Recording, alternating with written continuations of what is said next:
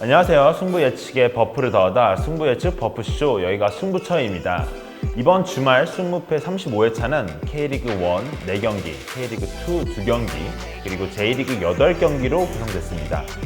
A매치 휴식기가 있었고 K리그 팀에는 감독 교체 팀들도 있었죠. 여름 이적 시장도 열리고 다양한 뉴스가 쏟아지고 있는 상황입니다. 그럼 여기가 승부처 승무패 35회차 시작하겠습니다.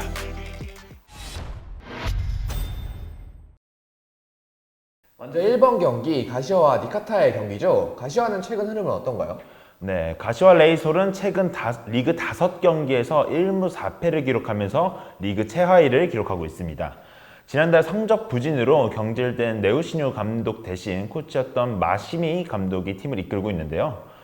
컵 대회를 제외하고 1무 3패를 기록할 정도로 리그에서 반등의 기회를 잡지 못하고 있습니다. 특히 실점을 많이 하고 있는데요. 마시미 감독 부임 이후 리그 4경기에서 11실점을 기록할 정도로 수비력에 문제가 많습니다. 최악의 모습을 달리고 있는 가시화인데 반등의 기회는 좀 보이지 않을까요? 네, 아마도 A매치 기간 동안 마시미 감독이 팀을 재정비하는 데 노력을 가했을 것입니다. 특히 득점력 개선에 노력을 가할 것으로 보여지는데요. 이번 시즌 슈팅과 기회 창출은 리그에서 10위 정도의 기록을 하면서 중위권 정도의 기록을 보여주고 있는데 득점은 리그에서 뒤에서 2위를 기록하고 있을 정도로 득점력이 매우 낮습니다. 또한 세트피스 수비에서도 약한 모습을 보여주는데요. 이번 시즌 PK 2골, 세트피스 상황에서 4골을 실점하면서 이는 팀 실점의 20% 정도를 차지할 정도로 개선해야 될 부분으로 보여집니다. 그렇다면 원정팀 니가타의 흐름은 어떤가요? 네, 원정팀 니가타의 흐름도 그리 좋은 편은 아닙니다. 리그 5경기에서 1승 1무 3패를 기록하고 있으며 직전 경기 교토를 상대로 압도적인 점유와 슈팅 숫자를 보여줬지만 역습 3번의 찬스를 모두 실점을 내주면서 경기에서 패배하고 말았습니다. 최근 리그 경기에서 아쉬운 부분은 상대적으로 약팀이나 비슷비슷한 팀들을 상대로 고전하고 있다는 모습을 보여준다는 점이 조금 아쉽습니다. 또한 많은 점유를 가져가는 것에 비해 효율성이 굉장히 떨어지는 것도 문제점으로 볼 수 있습니다.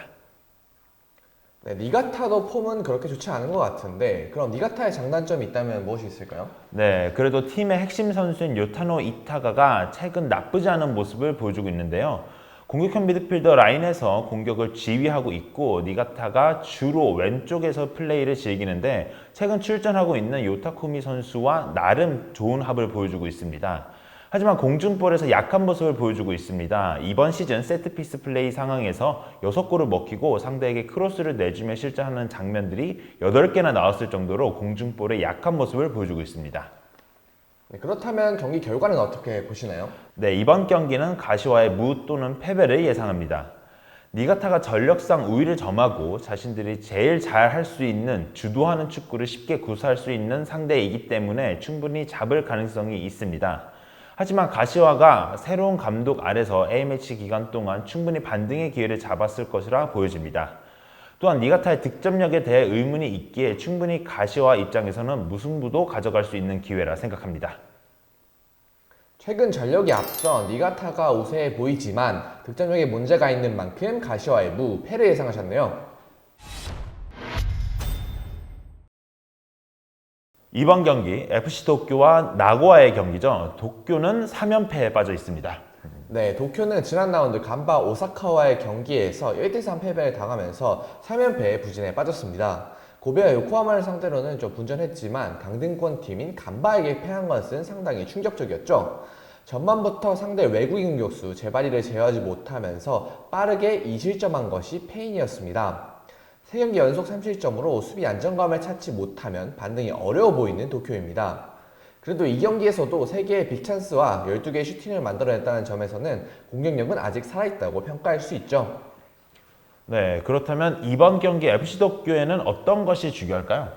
네, 지난 경기에서도 실점을 허용했던 패턴인 상대의 측면 크로스를 잘 제어해야 합니다. 도쿄는 이번 시즌에만 크로스로 10개의 실점을 내줬죠. 이번 경기에서도 크로스를 통해 손쉽게 실점한다면 상대적 강팀인 나고야를 상대로 결과를 이끌어내긴 어려울 것입니다. 주전 센터백 듀오인 키모토와 모리시게 모두 키가 큰 유형은 아니기 때문에 풀백 라인에서 적극적인 크로스 차단이 필요하죠. 그래도 나고야가 크로스 위주의 플레이를 하지는 않기 때문에 희망은 있는 도쿄입니다. 네, 나고야는 무려 4연승을 기록하고 있네요. 네, 나고야는 리그 4연승을 달리면서 2위로 올라섰습니다. 원래 득점력보다는 단단한 수비력을 강점으로 하는 팀인데 연승 기간에는 모두 멀티 득점 이상을 기록하면서 결정력이 살아난 것이 큰 반등의 요인이었습니다. 특히 외국인 공격수 융커가 이 기간 4득점을 올리며 가장 큰 역할을 하고 있죠. 네, 그렇다면 나고야에게 가장 중요한 포인트는 어떤 게 될까요? 네, 나고야에게는 이선과 스트라이커의 연계가 상당히 중요할 것으로 예상됩니다. 미들필더의 공격 차단 능력이 좋지 않은 도쿄의 특성상 나고야에게는 평소보다 많은 찬스가 찾아올 가능성이 큽니다. 하여 공격수 융커와 카스트로, 킨스케의 연계 플레이의 섬세함이 매우 중요하죠. 최근 융커의 폼은 상당히 좋기 때문에 이선 자원들이 융커에게 좋은 찬스들만 많이 만들어준다면 승리 가능성이 높은 나고야입니다. 네, 그렇다면 승부 예측은 어떻게 될까요? 네, 저는 이 경기 도쿄의 무승부 혹은 패배를 예상합니다. 전력상으로나 최근 경기력으로는 나고야가 앞서는 상황입니다. 수비력의 차이가 특히 커 나고야의 승리 가능성이 더 높죠. 하지만 나고야는 크로스 공격에 강점이 있는 팀은 아니고 융코의 공격력만 잘 저해줄 수 있다면 답답한 공격도 보였던 팀이기 때문에 도쿄가 집중력을 가지고 수비에 선다면 나고야가 고전할 가능성도 있습니다. 그렇기 때문에 무승부 가능성도 예측해봅니다. 경기력에서 앞선 나고야의 우세를 예상되지만 도쿄의 약점인 크로스 공격이 약한 나고야인 만큼 무승부 가능성도 예측하셨네요.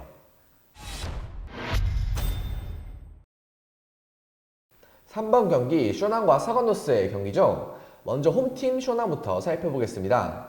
쇼난하면 송범근 선수가 뛰고 있는 걸로 알고 있는데 최근 분위기는 어떤가요? 네, 쇼나는 송범근 선수가 주전 골키퍼로 뛰고 있는 팀인데요. 송범근 선수의 활약이 돋보이고 있습니다. 골키퍼가 활약을 하고 있다는 점은 공격보다는 수비가 돋보인다는 것인데요. 현재 쇼나는 리그 17위를 기록할 정도로 좋지 못한 성적을 거두고 있고 4월 1일 이후로 단 한 번의 승리도 거두지 못하고 있습니다.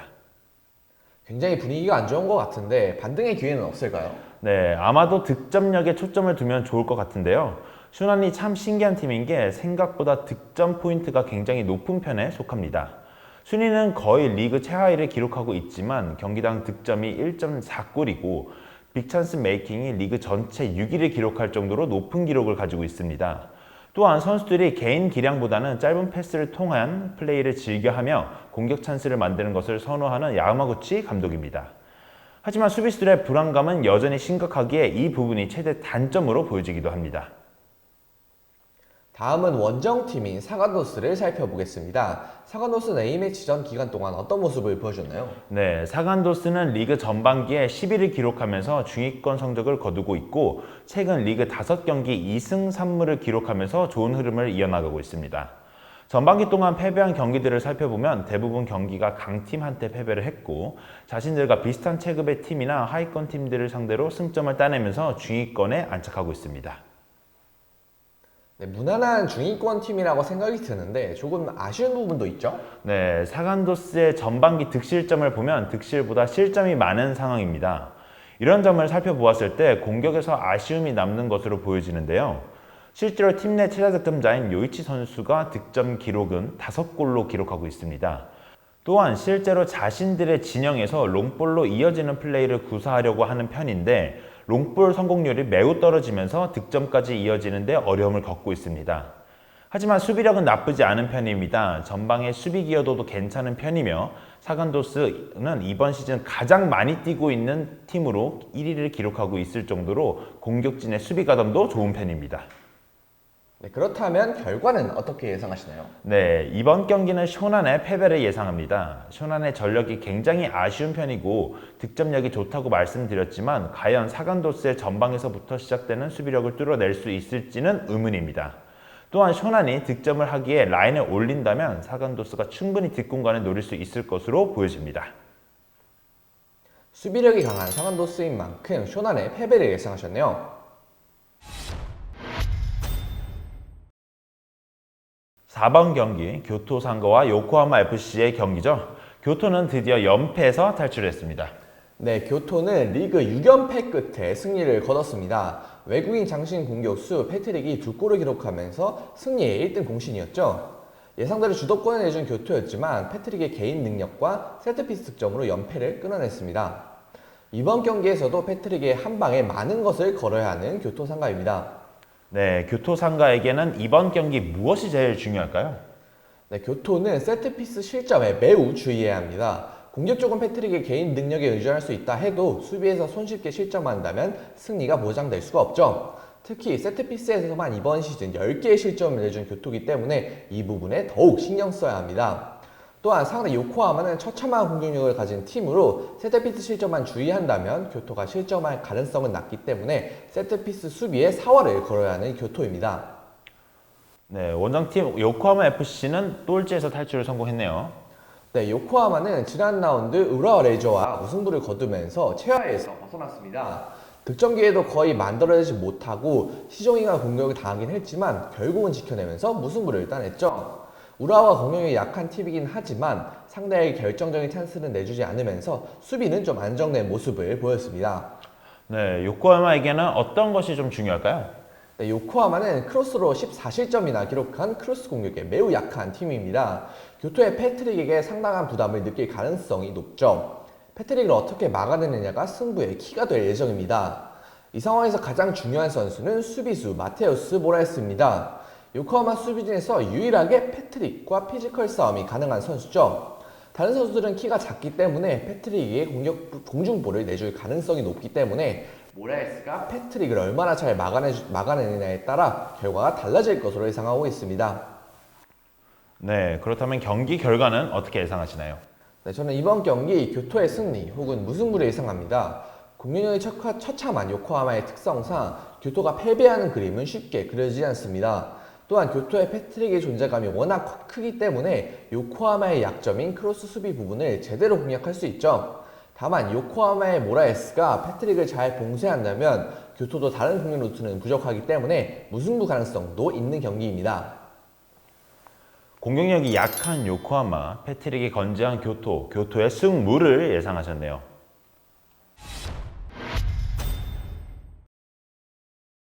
5번 경기 간바 오사카와 가시마의 경기죠. 먼저 홈팀 간바 오사카부터 살펴볼까요?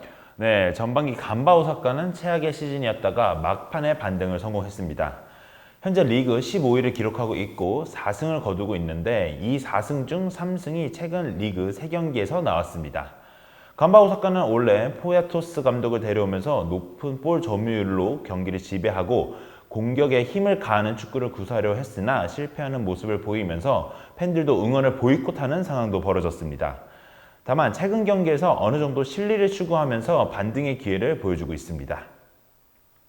그래도 반등에는 성공했는데 그 반등의 계기에는 무엇이 있을까요? 네, 우선 감독이 추구하는 높은 점유율을 내려놓았다는 점이 긍정적인 부분으로 보여집니다. 상대팀들이 강팀이라는 점을 감안해야 되지만 5월부터 점유율을 높이기보다는 실리적인 방향으로 팀을 개선하려고 노력을 했고 최근 3경기에서 비슷한 레벨의 팀들을 만나고 나서부터 이런 변화가 통하는 모습을 보여줬습니다. 다만 아쉬운 부분은 실점에 대한 아쉬움인데요. 리그에서 클린시트를 단 한 경기만 기록했고 최다 실점 팀 2위를 기록하고 있습니다. 또한 올 시즌 세트피스에서 나온 실점이 12개로 매우 좋지 못한 모습도 보여주고 있습니다. 네, 다음은 원정팀 가시마를 살펴보겠습니다. 가시마는 그래도 중상위권에 위치하고 있는 팀으로 알고 있는데 최근 기록은 어떤가요? 네, 전반기 가시마는 7위를 기록하고 있습니다. 다만 4위부터 7위까지 승점 차이는 1점밖에 차이가 나지 않을 정도로 치열한 모습을 보여주고 있습니다. 또한 강팀답게 최근 분위기도 나쁘지 않습니다. 3월부터 4월까지 위기가 있었지만 4월 말부터 쭉 무패 행진을 달리면서 순위를 유지하고 있습니다. 또한 올 시즌 클린시트 9개를 기록하면서 매우 좋은 수비력도 보여주고 있습니다. 4월 말부터 무패 행진을 달린 가시마인데 그래도 불안한 점은 없을까요? 네, 불안점이 하나 있습니다. 바로 중원의 에이스 역할을 똑똑히 해내준 피투카 선수가 이번 경기에 출전이 불가능합니다. 피투카 선수는 중원을 쓸어주면서 상대의 볼 탈취를 하고 패스를 전달해주는 역할이 매우 능한 선수입니다.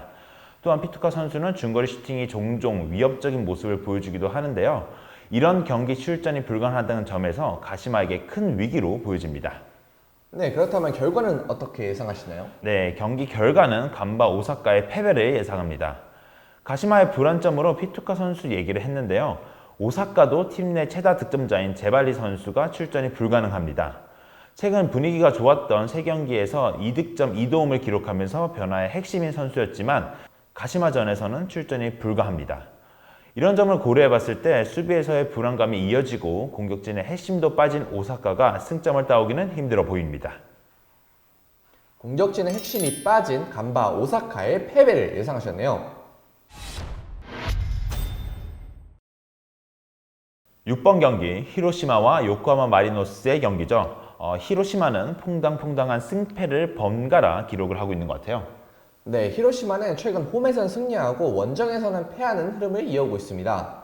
7경기째 이 공식이 들어맞고 있죠. 다만 홈에서 만났던 팀들이 모두 상대적인 약팀이었다는 점은 좀 감안해야 할 것 같습니다. 지난 경기에서는 더 많은 슈팅을 기록했지만 결정력의 차이로 패배하고 말았죠. 리그에서 공격 찬스를 가장 잘 만드는 팀 중 하나지만 아직까지도 결정력 문제는 큰 상황입니다. 네, 히로시마에게 가장 중요한 것은 무엇일까요? 네, 히로시마는 이번 경기 크로스 공격에 사활을 걸어야 합니다. 리그 1위 요코하마 마리너스의 유일한 약점은 크로스 수비죠. 올 시즌 대부분의 실점을 크로스 상황에서 기록했습니다. 그렇기에 당신 공격수 도글라스 비에이라의 활약이 매우 중요합니다. 공격 찬스를 만드는 데에는 큰 장점을 가지고 있는 히로시마이기 때문에 비에이라가 크로스 상황에서 득점만 만들어줄 수 있다면 승리 가능성이 있는 히로시마입니다. 네, 원정팀 요코하마는 4연승을 달리고 있어요. 네, 계속해서 연승을 달리면서 리그 1위로 올랐었습니다. 특히 지난 라운드 가시화전은 엄청난 경기였죠. 후반 추가 시간에만 2골을 기록하면서 기적적인 4대3 역전승을 따냈습니다. 도쿄전에 이어서 또다시 역전승을 따내면서 후반 막판 집중력은 대단함을 선보이고 있죠. 다만 두 경기 모두 상대에게 많은 찬스를 내주면서 실점이 늘어난 것은 매우 부정적인 요소입니다. 네, 요코하마는 결장 변수도 있는 것 같아요. 네, 주전 중앙 수비수 추노다 료타로가 부상으로 출전이 어렵고 주전 풀백인 나가토 카치야는 징계로 출전이 불가능합니다. 추노다는 5월 초부터 결장이기 때문에 큰 영향이 없을 수 있지만 나가토는 올 시즌 치른 17경기 중 16경기에 선발을 나설 정도로 부동의 주전이기에 빈자리는 확실히 느껴질 것으로 예상되죠. 네, 그렇다면 경기 결과는 어떻게 예상하시나요? 네, 저는 히로시마의 승리를 예상합니다. 지난 라운드 극적인 승리를 거둔 요코하마이긴 하지만 두 경기 연속해서 흔들렸던 경기력이 이번 경기에서 반등하기는 쉽지 않을 것으로 보이죠. 또한 요코하마가 가장 많은 실점을 기록한 것이 크로스 수비인데 히로시마의 피지컬 좋은 도글라스가 이 부분을 잘 공략할 수 있습니다. 또한 주전 풀백의 결장 변수도 요코하마에겐 클 것으로 예상됩니다. 히로시마가 최근 홈에서 강하다는 점도 고려하면서 히로시마의 우세할 경기를 예측합니다. 네, 수비 라인에 결장 변수가 있는 요코하마인 만큼 히로시마의 승리를 예상하셨네요.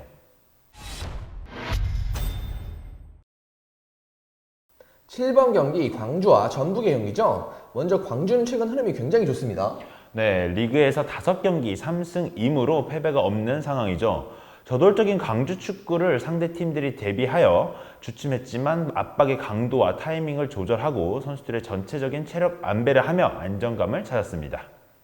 휴식기를 앞두고 대전 원정에서는 거의 다 이긴 경기였지만 비기고 말았죠. 네, 전반 막판 수비형 미드필더 정호연이 역습 상황에서 단독 트리플 돌파 후 중거리 슛으로 선제골을 기록했었죠. 후반 공세적으로 나선 대전의 공격을 잘 막아냈지만 후반 추가 시간 상대 크로스 공략에 무너지고 말았습니다. 박스 안에서 세컨볼을 놓치며 재차 크로스를 허용하며 동점골을 내주고 말았습니다. 네, 원정팀 전북도 상승세죠? 네, 맞습니다. 휴식기를 앞둔 강원 원정에서 2대1 승리를 하며 시즌 첫 연승을 3연승으로 늘렸죠. 강원전을 마지막으로 김도영 감독 대행이 팀을 떠났고 루마니아에서 온 단 페트레스쿠 감독이 선임됐습니다. 새로운 감독과 함께 외국인 선수들의 보강 루머도 있지만 녹화 시점 기준으로는 확정된 영입은 없습니다. 전북은 부상자들이 복귀하면서 서서히 안정기를 찾아가나 했지만 여전히 불안한 요소는 남아있죠? 네, 맞습니다. 왼쪽 측면 수비수 김진수의 공백이 생겼는데요. 김진수 선수는 현재 임대 신분인 만큼 원 소속팀인 안 나스르로 복귀가 예정되어 있긴 했습니다. 다만 이번 A매치 기간에 부상을 당하며 전북의 남은 경기를 소화하지 못하고 떠나게 될 가능성이 높아졌습니다. 백승호 선수도 아직 부상 복귀가 불투명한 상황이죠. 그나마 반가운 소식은 김문화 선수의 복귀가 예상된다는 점입니다. 김진수 선수의 공백을 정우재 선수로 대처할 수 있는 만큼 수비적인 공백은 크게 나타나지 않을 것으로 예상이 됩니다. 그렇다면 결과는 어떻게 예상하시나요? 네, 이번 경기는 강주의 승무를 예상하는데요. 두 팀의 지난 라운드 3대결 맞대결을 복귀해보면 강주가 후반 25분까지 전북을 일방적으로 몰아쳤던 경기죠. 다만 강한 압박 전술로 체력적이 떨어지는 시점이 찾아오며 문선민의 역습에 무너지고 말았습니다. 강주가 같은 패턴으로 두 번 당하지 않을 것으로 보여집니다. 압박의 강도와 타이밍을 조절하며 전북의 중원과 수비 라인을 압박할 것으로 예상이 됩니다. 전북의 새로운 감독이 측면 플레이를 선호한다고 알려져 있는데요. 강주의 측면 수비수들이 기량이 나쁘지 않을 만큼 적절히 대응할 것으로 예상이 됩니다. 서로 공세를 펼치며 무승부 가능성이 높아 보이지만 강주의 순간적인 압박, 볼 탈취 후 역습 패턴으로 승리할 가능성도 커 보이는 경기입니다. 공세 펼치며 무승부 가능성이 커 보이지만 광주의 역습 전술로 승리 가능성이 큰 만큼 승부를 예상하셨네요. 8번 경기 우라와와 가와사키의 경기죠. 우라와는 또다시 무득점 무승부를 기록했어요. 네, 우라와는 지난 라운드 요코하마 FC와 비기면서 두 경기 연속해서 0대0 무승부를 기록했습니다. 요코하마는 최하위에 위치했던 팀이기 때문에 더욱 큰 이변이었죠. 경기를 주도하며 많은 공격을 시도했지만 내려앉는 팀을 상대로 득점을 어려워했던 지난날의 모습들을 그대로 답습했습니다. 빅찬스가 하나도 없을 정도로 좋은 기회를 아예 만들어내지 못했죠. 수비력은 강력하지만 득점력이 살아나지 않고 있는 우라와입니다. 네, 우라와는 오른쪽 풀백 사카이가 결정을 하네요. 네, 사카이 히로키가 징계로 이 경기 나서지 못합니다. 주로 왼쪽 풀백으로 뛰었던 아키모토 타카히로가 오른쪽에 나오고 왼쪽에는 99년생의 젊은 선수인 타쿠야 선수가 출전할 것으로 예상됩니다. 타쿠야 선수가 공격적으로는 그간 출전했을 때 좋은 모습을 보였던 경기들도 있고 타카히로와는 달리 왼발잡이기 때문에 직선적인 플레이로 공격에 활로를 불어넣을 가능성은 있습니다. 네, 원정팀 가와사키는 연승을 기록 중이에요. 네, 지난 라운드 히로시마와의 경기에서 1대0 승리를 거두면서 연승을 기록하고 있습니다. 다만 히로시마전에서도 점유율은 가져갔지만 찬스는 많이 만들어내지 못하는 고질적인 문제를 또다시 드러냈죠. 골문까지 썰어나가는 플레이는 상당히 인상적이었지만 슈팅이 빗나가거나 마지막 과정에서 수비에 걸리는 장면이 많았죠. 박스 안에서의 세밀함은 개선할 필요가 있는 가와사키입니다. 네, 가와사키에게는 어떤 것이 가장 중요할까요? 네, 가와사키가 우라와의 역습을 얼마나 잘 막아내느냐가 승부의 키가 될 것으로 보입니다. 가와사키는 본인들의 스타일대로 점유율을 높이면서 경기를 풀어나갈 가능성이 높죠. 반면 우라와는 본인들의 강점인 수비를 바탕으로 선수비 후 역습 전략을 시도할 가능성이 높습니다. 그런 상황에서 가와사키가 역습 상황에서 이번 시즌 실점을 꽤나 하는 모습을 보였기 때문에 이 부분을 얼마나 억제하느냐가 승부의 키가 될 것으로 보이죠. 네, 그렇다면 경기 결과는 어떻게 예상하시나요? 네, 저는 이번 경기 우루와의 승리를 예상합니다. 우선 우루와의 수비력이 너무나도 좋습니다. 16경기 12실점으로 철벽의 수비력을 가지고 있죠. 가와사키가 공격 마무리 능력에서 문제가 있는 만큼 실점할 가능성은 더욱 적을 것으로 예상됩니다. 또한 점유율을 위주로 플레이하는 가와사키이기 때문에 역습에 실점할 가능성도 충분히 있죠. 왼발을 잘 쓰는 왼쪽 풀백 타쿠야의 휴전 가능성은 우라와가 지금까지와는 다른 공격 패턴을 만들어낼 가능성도 있습니다. 그렇기 때문에 우라와가 우세할 경기를 예측합니다. 네, 수비력을 바탕으로 역습을 펼친 우라와의 승리를 예상하셨네요. 9번 경기 울산과 대구의 경기죠. 울산은 좋은 흐름 속에 악재가 생겼죠. 네, 맞습니다. 울산은 경기적인 내용에서는 흠잡을 데가 없는 상황이지만 엄원상 선수가 아시안게임 대표팀 친선전에서 발목 인대 부상을 당했고 주축 선수들의 인종차별 발언 문제로 상벌위원회가 열렸고 한 경기 출전 정지 징계를 받았죠. 외부에서 보기에는 큰 흔들림이 있어 보이지만 노련한 홍명보 감독과 이청용, 김태환, 김영건 같은 선수들이 중심을 잡아주는 만큼 위기 극복을 할 수 있을 것으로 예상이 됩니다. 주축 선수들의 결장이 우려되는데 어떻게 대처할까요? 네, 우선 엄원상 선수의 부상 이탈은 루빅손, 바코, 아타로와 같은 외국인 선수들과 황재환 그리고 강윤구 선수와 같은 어린 선수들이 충분히 대처가 가능해 보입니다. 수비 라인 임종은 김기에 부상으로 빠져있던 김영건 선수의 복귀도 기대되고 있는 상황이죠. 삼선의 경우 김성준과 보야니치 조합으로 대처가 가능합니다. 왼쪽 풀백 역시 조현택 카드도 있고 서령우를 돌리고 김태환을 투입하는 방법도 있습니다. 스쿼드가 워낙 두터운 팀인 만큼 이겨낼 가능성이 충분히 커 보입니다. 네, 다음은 대구죠. 대구는 휴식기를 앞두고 홈에서 승리를 거뒀죠. 네, 맞습니다. 수원FC를 상대로 3대1 승리를 거뒀는데요.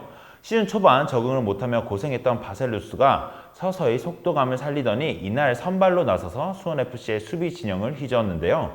확실한 스피드를 보여주는 선수인 만큼 세징야와 함께 펼치는 역습이 굉장히 위협적이었습니다. 결국 후반, 초반 침착한 왼발 슛으로 선제골을 뽑아냈죠. 바셀루스의 활약으로 대구는 고재현 선수의 로테이션이 가능해짐에 따라 후반 중반 이후 교체 카드도 활용할 수 있는 상황이 됐습니다. 수원 FC에게 무려 17개의 슈팅을 내줬는데 단 1실점으로 막아냈네요. 네, 대구는 최원건 감독 체제에서 극단적인 선수비 후역습 축구를 선보이고 있는데요. 이날 경기도 마찬가지였습니다. 피지컬이 좋은 3백 라인에서 박스 안에 잘 버티고 서며 상대 라스를 잘 막아냈고 공간을 내주지 않으면서 크게 위협적인 상황도 만들지 않았습니다.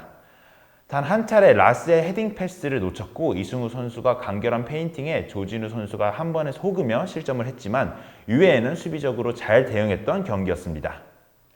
네, 그래서 경기 결과는 어떻게 될까요? 네, 이번 경기는 울산의 승리를 예상합니다. 분명 울산에게도 악재가 있고 대구의 수비적인 안정감이 좋아진 상황이긴 하죠. 다만 울산은 두터운 스쿼드로 충분히 위기를 극복할 저력이 있는 팀이고 대구 수비 라인이 높이는 좋지만 발밑 수비가 약한 점이 변수가 될 경기입니다. 앞선 11라운드 경기에서도 울산이 3대 0으로 완승을 거뒀었죠. 의도적으로 내려선 대구의 수비 라인을 울산의 외국인 선수들이 충분히 파괴할 수 있는 경기로 예상이 됩니다. 울산이 외국인 선수들의 활약으로 승리할 경기로 예상하셨네요.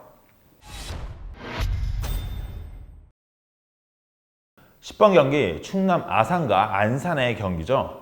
아산은 휴식기 직전 패하며 퐁당퐁당을 반복하고 있습니다.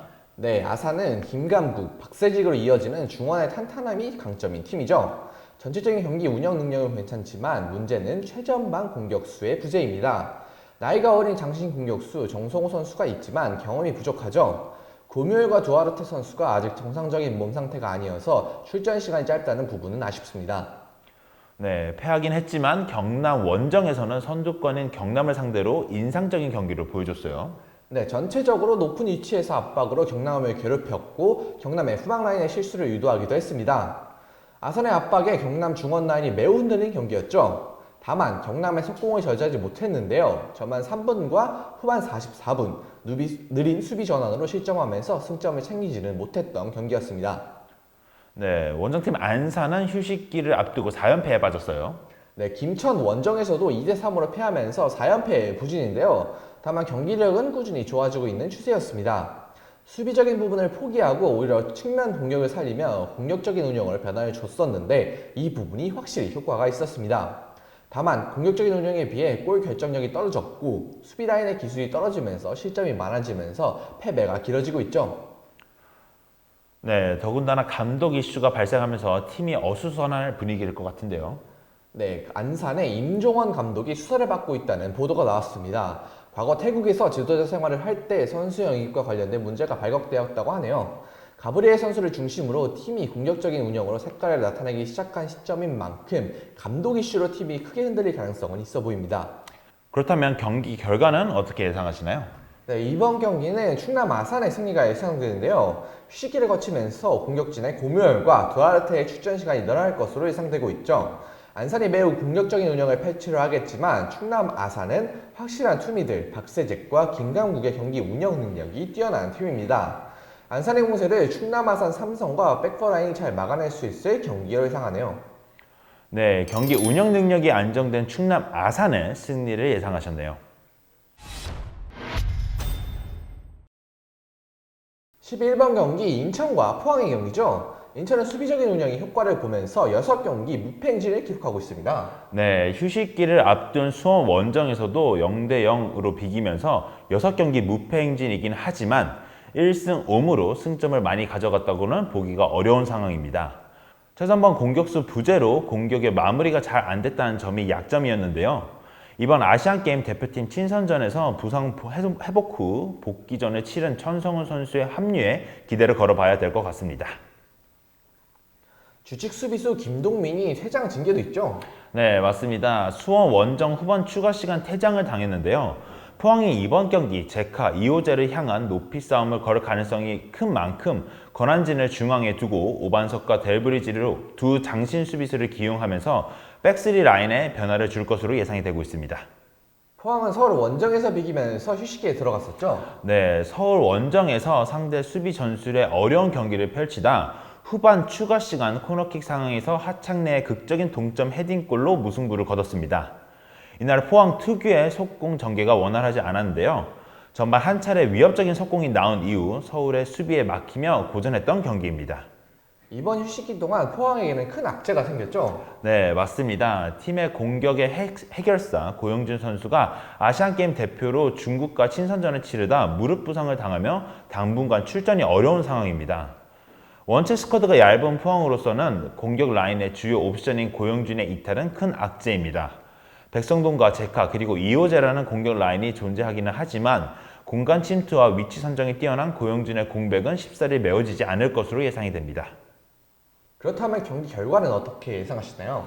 네, 이번 경기는 인천의 무패를 예상하는데요. 앞선 7라운드 맞대결에서는 인천이 2대 0으로 완승을 거뒀지만 당시 전반 막판 포항 김인성 선수의 퇴장 변수가 있었죠. 이번 경기는 결과와 다르게 나올 것 같습니다. 인천도 수비적인 밸런스가 좋아졌고 포항 역시 백포 라인과 수비형 미들의 오베르단이 견고한 만큼 쉽게 골이 나오지 않으며 무승부로 끝날 경기로 예상됩니다. 다만 포항이 최근 세트피스 상황에서 수비수들의 공격 가담이 골로 많이 연결되고 있는 상황인 만큼 세트피스 한 방으로 포항이 웃을 수 있을 것 같기도 합니다. 수비적인 운영으로 무승부가 예상되지만 세트피스 변수로 인천의 패배 가능성도 예측하셨네요. 12번 경기 서울 이랜드와 FC 안양의 경기죠. 서울은 최근 엄청난 상승세였어요. 네, 휴식기를 앞두고 5경기에서 4승 1패의 상승세였죠. 1패도 선두 부산에게 당한 패배였습니다. 성남과의 원정 경기에서는 장신구 교수 호날의 부상 이탈로 이정문을 투입하며 유정환과 비긴스몰 조합을 보였었죠. 다만 수비라인의 변화를 준 지점에서는 실점이 나왔는데요. 이재익을 왼쪽 측면 수비수로 전환한 뒤 측면 수비의 효과를 봤었지만 이재익을 다시 중앙으로 돌리자마자 왼쪽 측면이 무너지면서 선제 실점을 허용하고 말았습니다. 네, 이번 이적 시장에서 공격수 보강도 있었죠.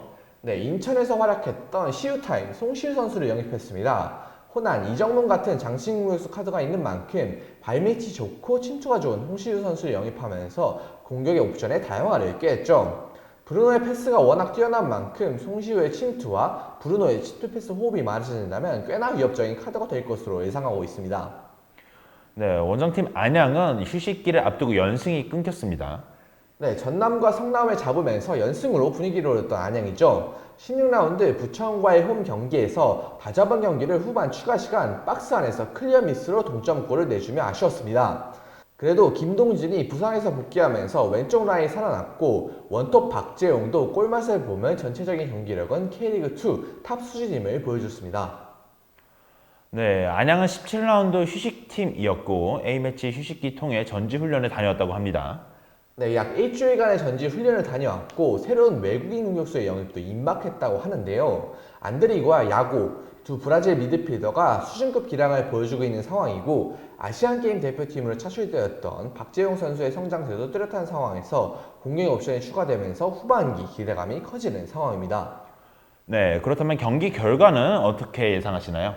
네, 이 경기는 서울의 패배가 예상되는데요. 두 팀의 2라운드 맞대결에서는 1대1 무승부였죠. 경기 내용은 안양이 앞섰지만 브루노의 감각적인 왼발을 막아내지 못했습니다. 하지만 이번 경기에서는 안양 쪽으로 승부에 추가 기울 것 같습니다. 베이스 라인업에 부상자도 없고 미드필더와 측면 윙백들의 퀄리티가 좋은 안양인 만큼 서울이 측면 수비에서 굉장히 고전할 것으로 예상되죠. 특히 측면 공략 시 반대 측면 자원들의 박스 침투가 위협적인 안양인 만큼 측면 싸움에서 우위를 점할 것으로 예상됩니다. 네, 측면이 강한 안양인 만큼 서울의 패배를 예상하셨네요.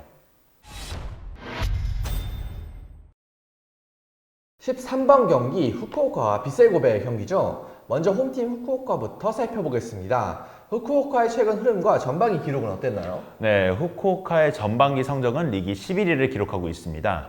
하지만 최근 리그 5경기에서 2무 3패를 거두면서 반등의 기회를 잡아야 합니다. 후쿠오카는 J리그에서 대표적으로 롱볼과 크로스를 통해 득점 찬스를 만드는 실리적인 축구를 구사하는 팀입니다. 특히 전방의 빠른 자원들이 상대의 뒷공간에 침투하는 플레이로 득점을 기록하고 있습니다. 또한 내려앉아 수비 형태를 취하다 보니 수비력도 나쁘지 않은데요. 올 시즌 클린시트 5경기를 기록 중이고 실점률도 그리 나쁜 편은 아닙니다. 그렇다면 역습을 통한 득점을 하는 팀이라는 건데 약점은 없을까요? 네, 저는 공격력에 대한 의문은 가지고 있습니다. 이전에 뒷공간에 침투하여 플레이를 하는 모습이 좋다고 말씀드렸는데 이런 단순한 패턴 때문에 상대 팀들이 어느 정도 대응을 하고 나옵니다.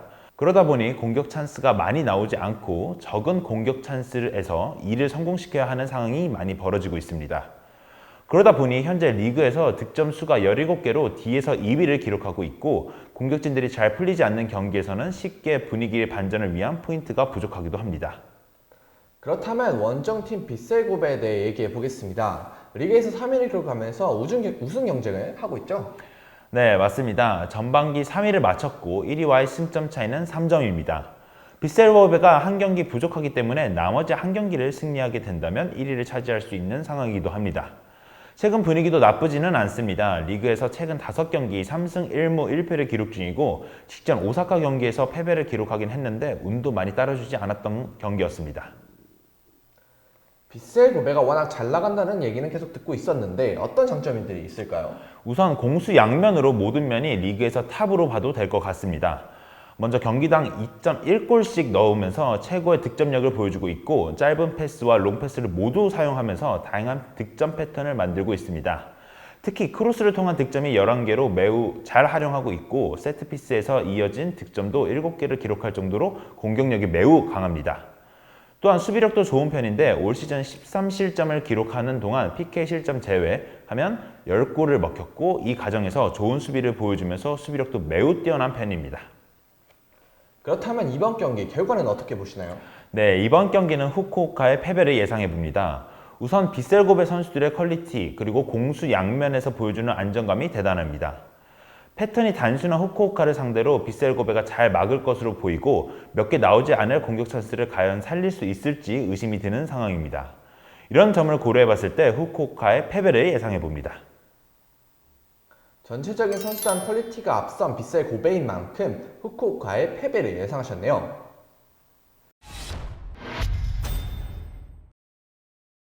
(14번) 경기 수원FC와 강원FC의 경기입니다.